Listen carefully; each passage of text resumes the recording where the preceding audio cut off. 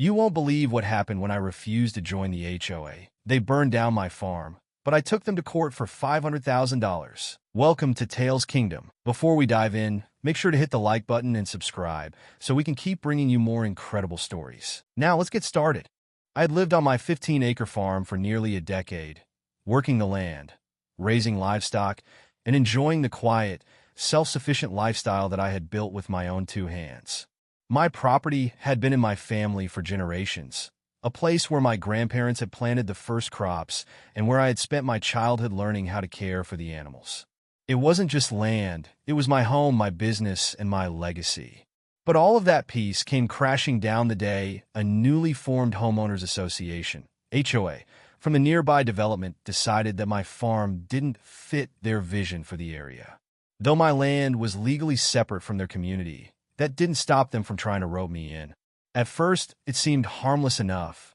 I received a letter in the mail inviting me to join, highlighting the benefits of HOA membership: lawn maintenance, security patrols, access to community pools. It was laughable. I didn't need a manicured lawn.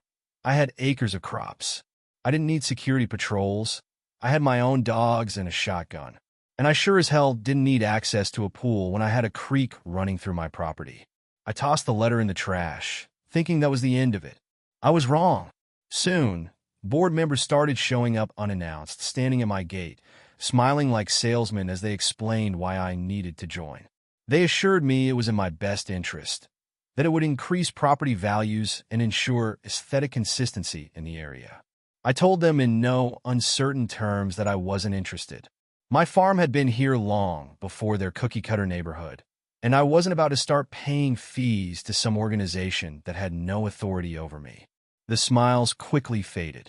Their next approach was intimidation. I started receiving notices in my mailbox, fines for violations like having an unapproved structure, my barn, or for failing to maintain my landscaping because I had a field of crops instead of a trimmed lawn. These notices were meaningless, of course, since I wasn't part of the HOA, but that didn't stop them from sending them. Then, things got worse. Someone filed multiple complaints against my farm with the county, claiming my barn was a fire hazard and that my animals were causing a nuisance. I suddenly had inspectors showing up, asking questions, looking for violations.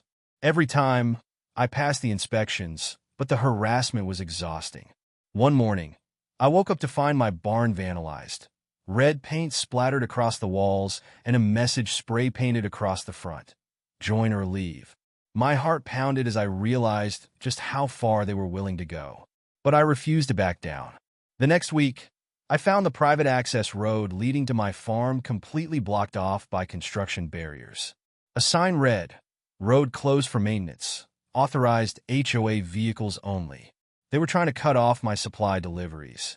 My frustration turned to fury when I checked my well and found the water murky and foul-smelling. My animals started getting sick. The crops in the greenhouse wilted. When I had the water tested, the results were chilling. It had been deliberately contaminated with chemicals. I knew then that this wasn't just a few overzealous HOA board members being pushy. This was a coordinated effort to run me off my own land.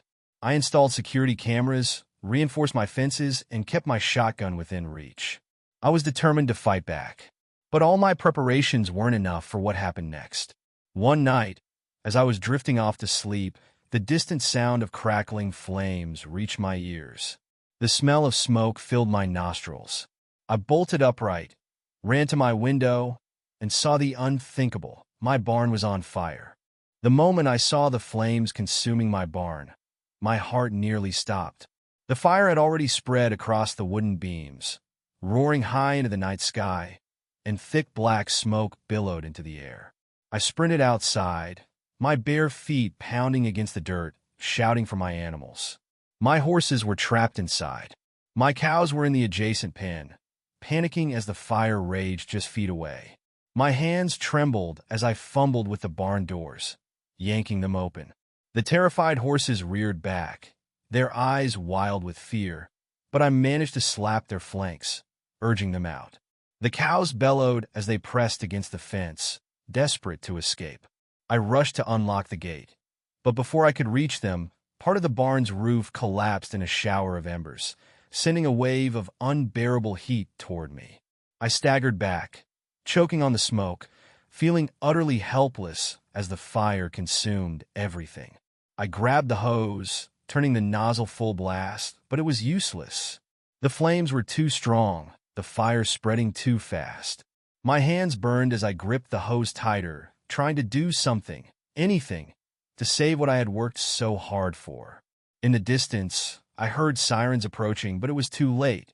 By the time the firefighters arrived, my barn was nothing but a collapsing inferno. The wooden beams groaned as they buckled, and with one final, deafening crack, the entire structure came crashing down. I could only watch, fists clenched, tears streaking through the soot on my face. My farm, my life, was being reduced to ashes before my eyes. As I stood there, the realization hit me like a freight train. This wasn't an accident. There was no lightning storm, no faulty wiring, no reason for my barn to suddenly go up in flames, except for one. The HOA did this. It was the only explanation. They had been harassing me for months, escalating their tactics each time I refused to comply. First the fines, then the vandalism, then the water contamination. And now this? They wanted me gone. And when I wouldn't leave willingly, they decided to destroy what I had left. The rage inside me burned hotter than the fire itself. The next morning, after the fire department had confirmed it was an act of arson, I started gathering evidence. I combed through the security footage from my cameras, hoping, praying that I had caught something. And then I found it. The grainy footage, distorted by the smoke, showed a figure creeping near the barn just minutes before the fire started. A flicker of light? A match? A lighter? Then, flames burst to life. My stomach twisted into knots as I enhanced the image. The person's face wasn't visible, but the jacket they were wearing was. And I recognized it immediately. It was the same branded HOA jacket I had seen the board members wear when they came to my property to harass me. That was all the confirmation I needed. I wasn't going to let this slide. I wasn't going to be bullied off my land by a group of entitled HOA tyrants who thought they could control everything around them. They had made a huge mistake. They thought they could intimidate me, scare me into submission, but they had just given me the ammunition I needed to take them down. I drove straight to the sheriff's office with my evidence in hand, demanding an investigation. Then, I made the decision that would change everything. I called my lawyer. If the HOA wanted a war, I was ready to give them one. I was going to sue them for everything they had. The moment I stepped into my lawyer's office, I knew this was going to be a fight like no other. My attorney, a no-nonsense type who had dealt with corrupt HOAs before, listened intently as I laid out everything. The harassment, the vandalism, the water contamination, and, most importantly, the fire. When I showed him the security footage, his jaw tightened. "This is more than just harassment," he said. "This is criminal." That was exactly what I wanted to hear. We immediately filed a lawsuit against the HOA for property destruction, harassment, trespassing, and arson-related damages. I wasn't just suing for the cost of my barn and my animals. I was going after $500,000 in damages. I wanted them to feel the financial pain of what they had done to me. But that wasn't enough. I also pushed for a full criminal investigation. If I had my way, whoever set that fire was going to prison.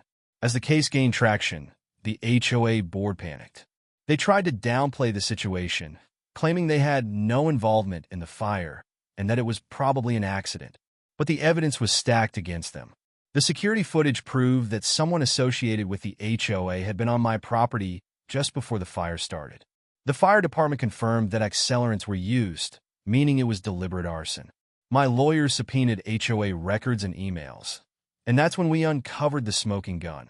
An email chain between board members discussing how to force the farmer out by making his life unbearable. They had planned this. The fines, the roadblocks, the water contamination, it was all a coordinated effort to drive me off my land. And when I wouldn't leave, they escalated to burning down my barn. The case went to court, and the HOA crumbled under pressure. My lawyer tore their defense apart, piece by piece. Their own emails proved their malicious intent. Their own security footage, which we got through subpoena, showed one of their board members sneaking onto my land the night of the fire. Under cross-examination, they buckled. One board member admitted that the HOA president had orchestrated the entire campaign against me. The courtroom went silent. That was the moment I knew I had won. The jury didn't even take long to decide. The verdict? The HOA was found liable for everything. The judge awarded me the full $500,000 in damages. But that wasn't all. Criminal charges were filed against multiple board members, including the HOA president, for arson and conspiracy. At least 2 of them ended up facing serious prison time. When the dust settled, the HOA was bankrupt. The legal fees and settlement costs drained their accounts, and they were forced to disband. The once powerful HOA that had terrorized me was gone for good.